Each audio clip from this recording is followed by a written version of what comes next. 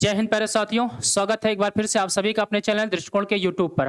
प्यारे साथियों, कैसे हैं आप सब? मैं उम्मीद करता हूं कि आप जहां भी होंगे, जैसे भी होंगे, मस्त होंगे और आपकी पढ़ाई-लिखाई बहुत ही जानदार, शानदार, जबरदस्त तरीके से चल रही होगी। प्यारे साथियों, आप सभी को पता है कि आज 22 अगस्त है और नेक्स्ट डे प्यारे साथियों 23 अगस्त है। कल प्यारे साथियों, कल से आप सभी प्यारे विद्यार्थियों का एग्ज़ाम चालू है। तो आज उसी के सिलसिले में लेकर के प्यारे साथियों आपसे दो सब मैं और मेरी पूरी टीम एक साथ आपसे बात करने वाली है कि प्यारे साथियों इसके पहले भी हम लोगों ने आपको कुछ चीज़ें पढ़ाई थी और जितना भी हमारी टीम से हो सका था, हमारी पूरी टीम लगातार आपको जी जान लगा करके पढ़ाई थी। फरवरी 17 और 18 फरवरी को जो एग्ज़ाम हुआ था उसमें भी हम आप बहुत अच्छे तरीके से तैयारी किए थे और हमारी पूरी टीम जो है प्यारे साथियों एक अच्छे तरीके से आपको तैयारी कराई थी और एग्ज़ाम में बहुत सारे क्वेश्चनों को भी हम लोग फँसाए थे। आपका पेपर भी बहुत अच्छे तरीके से हुआ था। लेकिन क्या कहते हैं कि जो होता है अच्छे के लिए होता है प्यारे साथियों। कुछ बच्चे ऐसे ऐसे रह गए थे जिनका पेपर थोड़ा से अच्छा नहीं हुआ था तो उनको एक दूसरा मौका मिला और सभी प्यारे विद्यार्थियों को दूसरा मौका मिला। तो बार-बार ऐसा समय नहीं आता है कि दूसरा तीसरा मौका मिलता जाएगा। अब आपको जो ये दूसरा मौका मिला इसमें भी इस 23 दिन के समय में हमने ऑनलाइन से लेकर के प्यारे साथियों ऑफलाइन हमारे टीचर 2-2 घंटे, डेढ़-डेढ़ घंटे की क्लास लेकर के आपको 23 दिन में भी जो उनसे बन पड़ा वो आपको पढ़ाए। जो इम्पोर्टेंट फैक्ट आपको लगा वो इम्पोर्टेंट फैक्ट आपको प्यारे साथियों चाहे वो हमारे मैथ के टीचर हों, जीएस के टीचर हों या रीजनिंग में स्वयं या हमारे हिंदी के टीचर हों, वो सारे टीचर आपको मिल करके एक अच्छा गाइडेंस दे करके 23 दिन में भी आपको पढ़ाने की कोशिश किए। साथ ही साथ आपको पर डे पढ़ाने के बाद हर एक दूसरे दिन एक ऑफलाइन मॉडल पेपर भी आपको कराए। बिल्कुल निःशुल्क में ये सारी चीजें आपको दी गई प्यारे साथियों। अब समय है तो हम लोगों से जितना भी बन पड़ा, जो भी आप लोगों के लिए करने के लिए बना, वो आपके लिए किए। अब समय है तो आपका प्यारे साथियों, आप अपने गुरुजन के लिए क्या करने वाले हैं? अब समय ये है कि आपको जितना भी पढ़ाया गया, जो भी पढ़ाया गया, उसका प्यारे साथियों समय आ चुका है कि अब आप रिजल्ट ला करके दें। तो उसी के लिए हम आप प्यारे साथियों यहाँ पे एकत्रित हुए हैं कुछ बातों को बताने के लिए। हमारे साथ हमारे शुक्ला सर हैं जो जीएस के एक विशेषज्ञ हैं, हमारे साथ हमारे मैथ वाले सर हैं जो मैथ के एक विशेषज्ञ हैं। हम आपको कुछ 2-4 बातें बताएंगे कि जीएस में अभी आपको बहुत सारा सस्पेंस है कि जीएस के क्वेश्चनों को कैसे और कितने समय में सॉल्व कर लेना है, कब सॉल्व करना है, सबसे पहले सॉल्व करना है, लास्ट में सॉल्व करना है। इसी के साथ-साथ मैथ वाले सर से भी जानेंगे और अपने जीएस से वाले सर से जानेंगे, अनुज सर के द्वारा। आइए जानते हैं कि जीएस के क्वेश्चनों को कैसे सॉल्व करना है, कब सॉल्व करना है, पहले सॉल्व करना है, लास्ट सॉल्व करना है, इसके बारे में जानते हैं। ये आज की रणनीति आपको प्यारे साथियों बहुत हेल्प करने वाली है। तो वीडियो को पूरा देखिएगा मेरे प्यारे साथियों। आपसे आइए बात करते हैं शुक्ला सर के द्वारा, अनुज शुक्ला सर के द्वारा। सर, और सबसे पहले हम बच्चों को एग्जाम के पहले पूर्व बधाई देना चाहते हैं और बधाई इस दृष्टि से होगी कि हमें उम्मीद है कि हमने जितनी मेहनत किया, जो हमसे जुड़े रहे, निश्चित है उसका कहीं ना कहीं उनको लाभ मिलेगा। और जैसे अगर बात पेपर की है तो अब तो मान लीजिए जिनका कल एग्जाम है उनके लिए कोई समय अब नहीं बचा है। और इस समय में भी यदि आप कुछ देखना चाहते हैं, पढ़ना चाहते हैं, तो जीएस में करंट आप देख सकते हैं। क्योंकि हम परंपरागत जो हम तैयारी करते हैं, जैसे परंपरागत विषय इतिहास, भूगोल, इनको अब देखने का समय आपके पास नहीं है। अब हम जैसे कुछ अलग, अगर यूपी स्पेशल हमेशा नहीं पढ़ा जाता है तो यूपी स्पेशल के करंट को हम देख लें, क्योंकि हो सकता है जो करंट आपका बने वो कुछ यूपी स्पेशल से आपके बन जाए। और करंट आपके राष्ट्रीय अंतर्राष्ट्रीय जो है इनको आप देख सकते हैं कि और जनसंख्या नगरीकरण। बाकी आपको अब बहुत ज़्यादा जो जिनका कल पेपर है और जिनका अभी और बाद में है उनके लिए क्या है, उनको जो परंपरागत विषय हैं उनको आपको जीएस में नहीं पढ़ना है। और पढ़ना क्या है, जो अलग से कुछ सिलेबस, जैसे मान लीजिए हम कृषि पढ़ते हैं, कृषि हम भूगोल के अंतर्गत पढ़ लेते हैं, लेकिन यहाँ अलग से आपका कृषि दिया गया तो निश्चित है कि 2 प्रश्न या 3 प्रश्न आपके कृषि से, जैसे अभी एग्जाम हुआ उसमें पूछा गया था, तो उसको आप अच्छे से देख लीजिए। कुछ अलग जो टॉपिक आपके यूपीपी में अलग दिए गए हैं, जैसे आपके आयोग है, आपका साइबर अपराध है, आतंकवाद है, नक्सलवाद है, जितने आयोग हैं ये सब आपके अलग से टॉपिक दिए गए हैं। जो अलग अलग टॉपिक दिए गए हैं आपके जीएस के सिलेबस में उनको विशेष जोर देना है। बाकी परंपरागत विषय को जिनका अभी कल नहीं आगे परीक्षा है वो आप क्या करते रहें, ऑन पेपर को सॉल्व करते रहें और इनका रिवीजन करते रहें, तो आप अधिक से अधिक प्रश्न कर जाएंगे। जीएस में आपको बताया गया है कि जीएस और लगातार आपका साल भी कराया गया, तो जीएस साल से बहुत प्रश्न बढ़ता है। हमने कई बार आपको बताया कि जीएस एक बार आप पढ़िए और पढ़ने के बाद जब आप सॉल्व करते हैं तो आपके अगर आप 110 प्रश्न, मान लीजिए एक उदाहरण के रूप में हम आपको बता रहे हैं कि यदि आप 100 प्रश्न करते हैं तो 15 प्रश्न आपके बढ़ने की संभावना बढ़ती है, बन जाती है। या इस तरीके से जैसे आप में 38 प्रश्न है और यदि आप ऐसे अगर आप 20 प्रश्न कर रहे हैं तो आप मान के चलिए कि 30 तक पहुंचेंगे। कब? जब आप सिलेबस को यानी सिलेबस के अनुसार प्रश्न पत्र को आप सॉल्व कर लेते हैं। तो सबसे ज़्यादा हमने आपको बताया कि ये रणनीति आपको अपनाना है। अब रही बात पेपर कैसे किया जाए, ये बात अगर आप में है कि हम पेपर कैसे करें, तो जैसे आपका होता है कुछ बच्चों की रुचि होती है मैथ में, उनका मैथ बहुत स्ट्रांग होता है, रीजनिंग आपका स्ट्रांग होता है, तो अलग अलग तरीके से लोग अलग अलग करते हैं। लेकिन जैसे अगर हम जीएस की बात करें तो जीएस में यदि आप पेपर उठाते हैं तो सबसे पहले हिंदी यदि आप करते हैं तो हिंदी आप अगर करेंगे, चूंकि हमारी मातृभाषा भी है और लगभग आपका हिंदी आप आसानी से क्या है कर लेते हैं, समय आप अपना बचाइए, तो हिंदी में आपका समय बच सकता है। पैराग्राफ जो आपका हिंदी का है तो हिंदी पैराग्राफ पढ़ने, पूरा पैराग्राफ पढ़ते हैं फिर प्रश्न पढ़ते हैं तो आपका समय जाया होता है। तो आप पहले प्रश्न पढ़िए फिर पैराग्राफ को आप पढ़ते जाइए, उत्तर आप लगाते जाइए। तो हिंदी में इस तरह से आपका जब समय बच जाता है तो अगला आपका होगा जीएस। तो जीएस में जैसे आपका जो आ रहा है वो तो आएगा और जो नहीं आ रहा है फिर वो नहीं आएगा, उसमें कोई आपका बहुत ज़्यादा दिमाग नहीं चलता। यदि वन लाइनर आपके एग्जाम में प्रश्न पूछे जा रहे हैं तो फिर उसमें कोई दिमाग काम नहीं करता और बहुत ज़्यादा रिस्क लेने की भी ज़रूरत नहीं होती। यदि आप मान लीजिए यदि आपको 2 पर क्लियर हैं तब आप रिस्क ले सकते हैं, नहीं रिस्क लेने की फिर ज़रूरत नहीं होती। तो अपना समय फिर जीएस में बचा लीजिए, जो आ रहा है उसको आप कर लीजिए और जो नहीं आ रहा है उसको आप छोड़ दीजिए। फिर इसके बाद आप देख लीजिए यदि भाई आप मैथ वाले हैं, मैथ मान लीजिए आपके स्ट्रांग है तो आप मैथ कर लीजिए, मैथ में कम समय लीजिए। फिर रीजनिंग आप करिए, रीजनिंग आपका सबसे ज़्यादा नंबर का है, रीजनिंग आपका सबसे ज़्यादा है। तो पूरा समय यानी आपको लगाना, यानी हिंदी और जीएस में समय को बचाकर आपको देना है किस पर? रीजनिंग और मैथ पर। यदि आप ऐसा करते हैं तो आप निश्चित सफलता आपको मिलेगी। और जो भी आप पढ़े हैं अब उन्हीं को आप रिवीजन करिए, नया कुछ पढ़ने की अब ज़रूरत नहीं है। और जिनका कल पेपर है उनके लिए तो यही है कि अगर करंट जीएस में करंट है तो करंट आप देखते रहिए, चूँकि वही आपके प्रश्न को क्या कर सकते हैं? बढ़ा सकते हैं।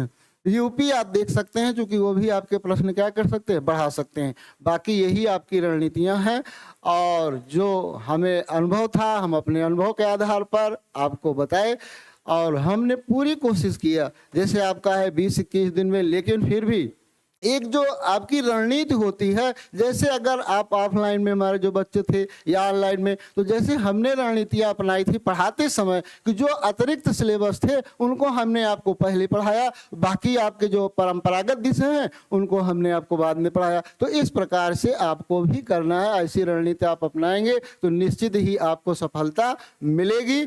और हम पूरी आशा करते हैं कि जितना हमारी टीम आपके साथ मेहनत की है आप निश्चित ही सफल होकर आएंगे और हमारा साथ साथ हमारे संस्थान का भी आप नाम रोशन करेंगे। आइए अब आगे की रणनीति आप जानिए। मैथ वाले सर हैं हमारे साथ, तो मैथ वाले सर से आप जान लीजिए।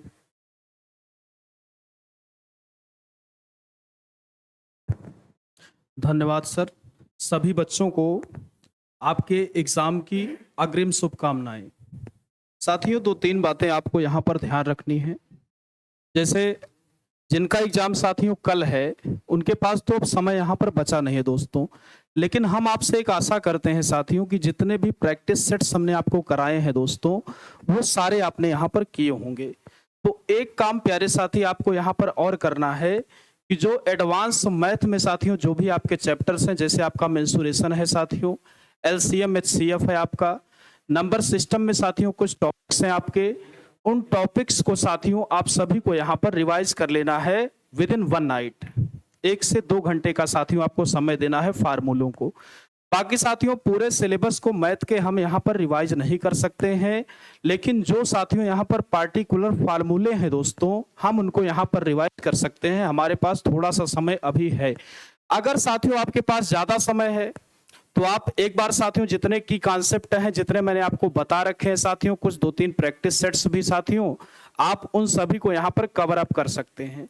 रही बात साथियों यहाँ पर आपके पेपर को सॉल्व करने की, तो साथियों मेरे हिसाब से सबसे पहले आपको मैथ को ही शुरू करना है, लेकिन उसमें साथियों आपको उन्हीं प्रश्नों को पहली बार में करना है दोस्तों जो आपको पूरी तरीके से आ रहे हैं। अगर साथियों आपको लगता है कि कोई सवाल आपका फालतू समय वेस्ट करवा रहा है दोस्तों, तो आप उन सवालों को टच नहीं करेंगे। आपको साथियों केवल उन्हीं सवालों को पहले वाले टर्न में करते जाना है दोस्तों जो आपको पूरी तरह से आ रहे हैं। पहले साथियों आपको मैथ को करना है, फिर साथियों आप यहाँ पर रीजनिंग करेंगे। रीजनिंग में भी साथियों पहली बार के अटेम्प्ट में आपको उन्हीं सवालों को दोस्तों करना है जो पूरी तरह से आप यहाँ पर श्योर हो कि यह सवाल साथियों हमें पूरी तरह से आ रहा है। इसके बाद साथियों आप जीएस और हिंदी को अपने अकॉर्डिंग दोस्तों आप चूज कर सकते हैं। तो ये साथियों आप सभी का क्रम होना चाहिए। और बाकी साथियों जिनका एग्जाम कल है उन्हें शुभकामनाएं हैं। और एडवांस के साथियों जैसे मेंसुरेशन है या नंबर सिस्टम या एलसीएम एचसीएफ है साथियों, तो उनके फार्मूले आप सभी लोग रिवाइज कर लेंगे तो आपके लिए बेहतर होगा, क्योंकि मेंसुरेशन से साथियों आपके 1 से 2 प्रश्न। अगर ज्योमेट्री की बात करेंगे साथियों तो ट्रायंगल से यहाँ पर एक सवाल आने की संभावनाएं हैं उसके एंगल्स को लेके दोस्तों। तो सभी लोग इन सभी बातों को साथियों रिवाइज कर लेंगे, जैसा कि मैंने अपनी क्लास में आप लोगों को पढ़ाया भी है प्यारे साथियों। तो आप सभी को यहाँ पर रिवाइज कर लेना है साथियों। जिनके पास जिस हिसाब से समय है उसी हिसाब से साथियों आपको रिवीजन कर लेना है। चलिए साथियों हम आपको बधाई देते हैं आपके अग्र एग्जाम के लिए दोस्तों। और अब मैं देता हूं साथियों इसको आदिल सर को।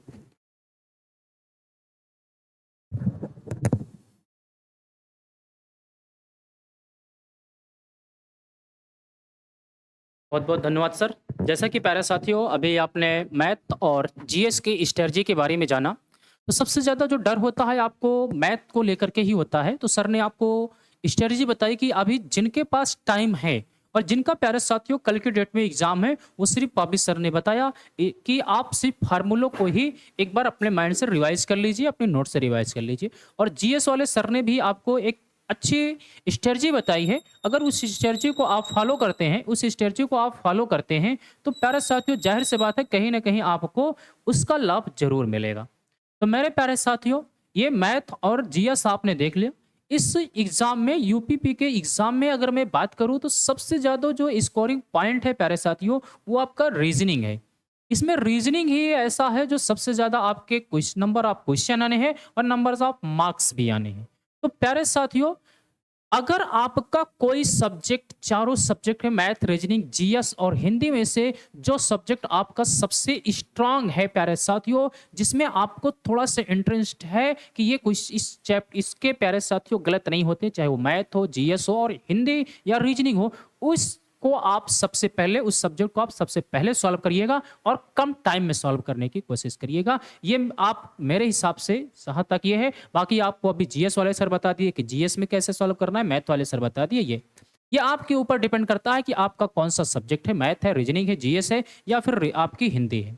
प्यारे साथियों मेरी पूरी टीम की तरफ से मैं आप सबको हार्दिक बधाई देता हूं, अनंत शुभकामनाएं देता हूं प्यारे साथियों। और मैं मेरी पूरी टीम खुदा से यही दुआ करेगी इस बार जब आप लौटे पेपर दे करके तो ये सुनने को मिले गुरुजी आपने जितना पढ़ाया था उसी से रिलेटेड क्वेश्चन आए थे, उसके बाहर के क्वेश्चन नहीं आए थे। घबराने की बात नहीं है, बिल्कुल उससे बाहर क्वेश्चन नहीं आएगा, ये मैं आपसे वादा कर रहा हूं। जितना आपको पढ़ाया गया है ऑनलाइन से लेकर के ऑफलाइन क्लास में, जिन प्यारे विद्यार्थियों का पेपर थोड़ा सा लेट में है वो बच्चे कल के जो आपका पेपर होगा यानी 23 अगस्त का पहला दूसरा शिफ्ट, उस शिफ्ट को लेकर के प्यारे साथियों हम आप एनालाइज करेंगे, पेपर को जानेंगे, सॉल्व करेंगे। तो आप जितने भी सेट हो जाएंगे पेपर, उस पेपर को आप जरूर सॉल्व करने की कोशिश करिएगा।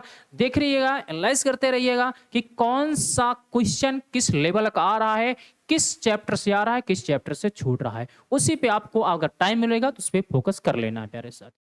ये मेरी पूरी टीम की तरफ से आपको बहुत सारी शुभकामनाएं। Best of luck. अच्छे से पेपर दे के आइएगा, डर निकाल करके आइएगा प्यारे साथियों, और फोड़ के आइएगा पेपर को। ये आपको मेरे प्यारे साथियों, मेरी पूरी टीम की तरफ से और मेरी तरफ से आपको हार्दिक बधाई है।